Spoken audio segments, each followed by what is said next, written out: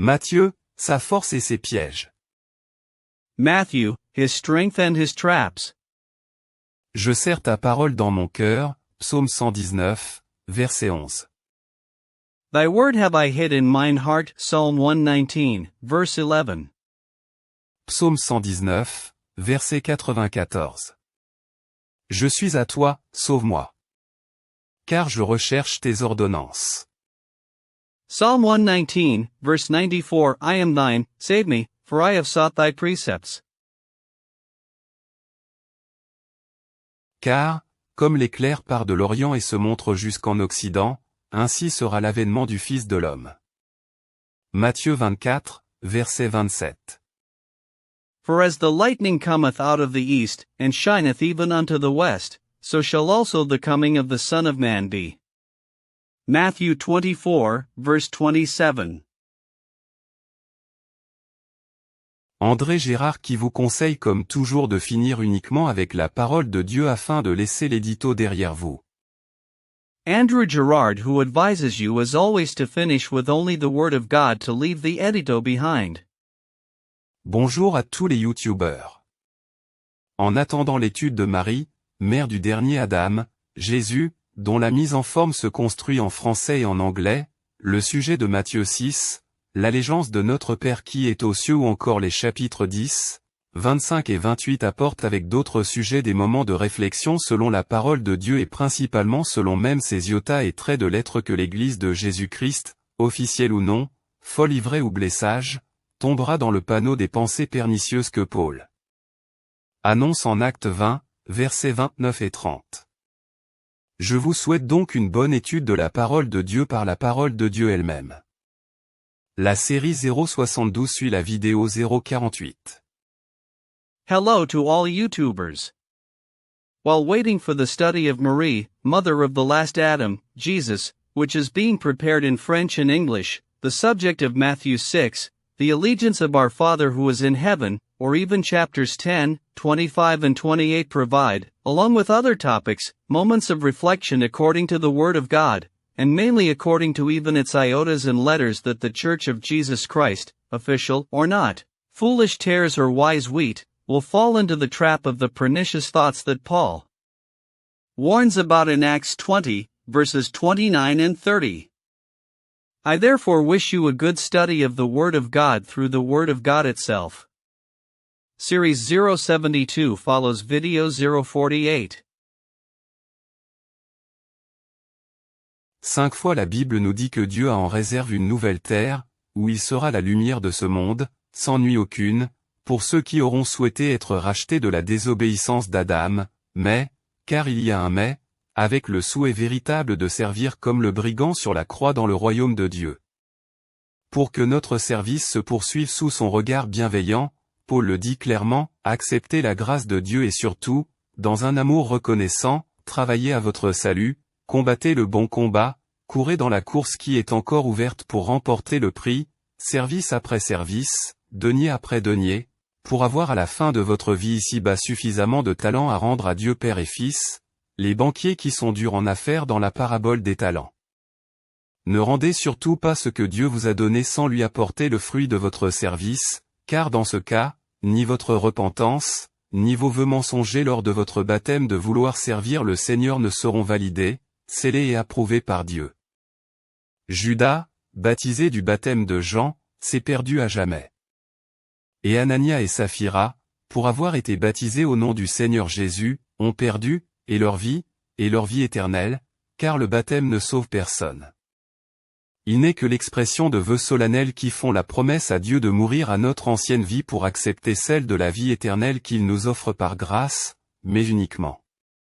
Car, si nos vœux sont mensongers, que l'on a enterré comme le disciple d'antan sa mine, ou pour nous, notre talent comme serviteur ou servante, relisez Matthieu 25, et voyez par vous-même le sort que le Seigneur réserve à l'ivraie sans fruit, même s'il chante d'excellents Alléluia dans les assemblées.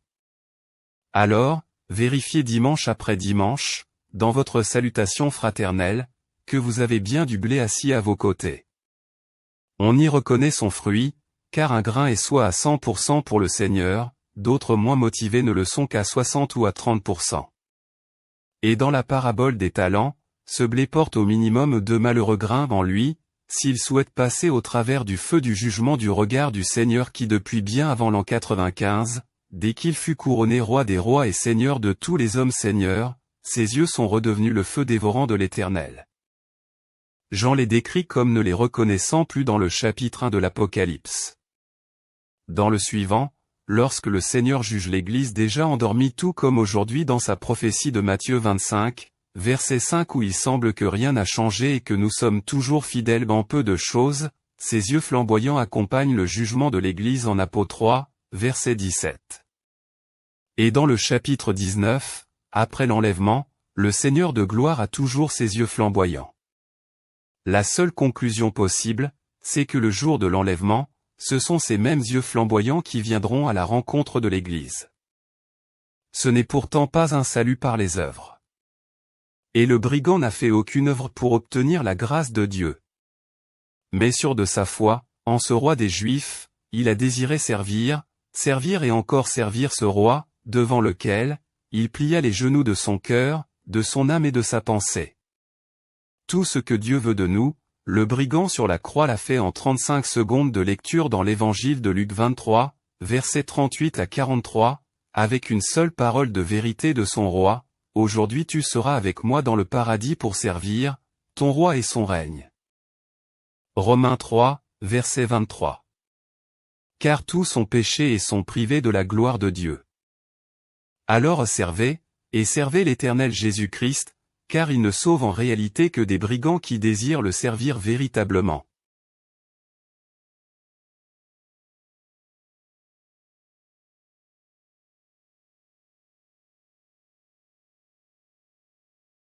The Bible tells us 5 times that God has reserved a new earth, where he will be the light of this world, with no night whatsoever, for those who will have wished to be redeemed from the disobedience of Adam, but, because there is a but, with the true desire to serve like the thief on the cross in the kingdom of God.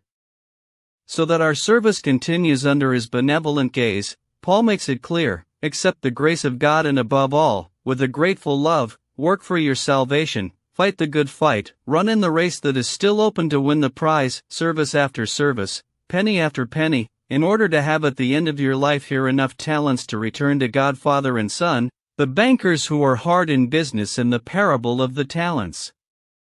Do not give back what God has given you without bringing him the fruit of your service, for in that case, neither your repentance nor your false vows during your baptism to serve the Lord will be validated, sealed, and approved by God. Judas, baptized with the baptism of John, is lost forever. And Ananias and Sapphira, for having been baptized in the name of the Lord Jesus, lost both their lives and their eternal life. Baptism does not save anyone. It is only the expression of solemn vows that make the promise to God to die to our old life in order to accept the one of eternal life that he offers us by grace, but only. For if our vows are deceitful, that we have buried like the disciple of old is mine, or for us, our talent as a servant, read Matthew 25, and see for yourselves the faith that the Lord reserves for the fruitless weed, even if it sings excellent hallelujahs in the assemblies. So, check week after week, in your brotherly greeting, that you indeed have some wheat seeded beside you. One recognizes its fruit, for a seed is either 100% for the Lord, while others who are less motivated are only at 60 or 30%. And in the parable of the talents, this wheat carries at least 2 unfortunate seeds within it, if it wishes to pass through the fire of judgment under the gaze of the Lord who, long before the year 95, as soon as he was crowned King of Kings and Lord of all the Lord's men, his eyes have become once again the consuming fire of the eternal. John describes them as not recognizing them anymore in chapter 1 of the Apocalypse. In the next one, when the Lord judges the already slumbering church just like today in his prophecy of Matthew 25, verse 5, where it seems that nothing has changed and that we are still faithful in little things, his fiery eyes accompany the judgment of the church in Revelation 3, verse 17. And in chapter 19, after the abduction, the Lord of glory still has his blazing eyes. The only possible conclusion is that on the day of the rapture, it is these same blazing eyes that will meet the church. yet it is not a salvation by works. And the thief did no works to obtain God's grace. But sure of his faith in this King of the Jews, he desired to serve, and to serve this King, before whom he bowed the knees of his heart, soul, and mind. All that God wants from us, the thief on the cross did in 35 seconds of reading in the Gospel of Luke 23, verses 38 to 43, with a single word of truth from his King: "Today you will be with me in paradise to serve your King and his kingdom." Romans 3, verse 23. For all have sinned, and come short of the glory of God. So serve, and serve the eternal Jesus Christ, for he only truly saves robbers who desire to truly serve him.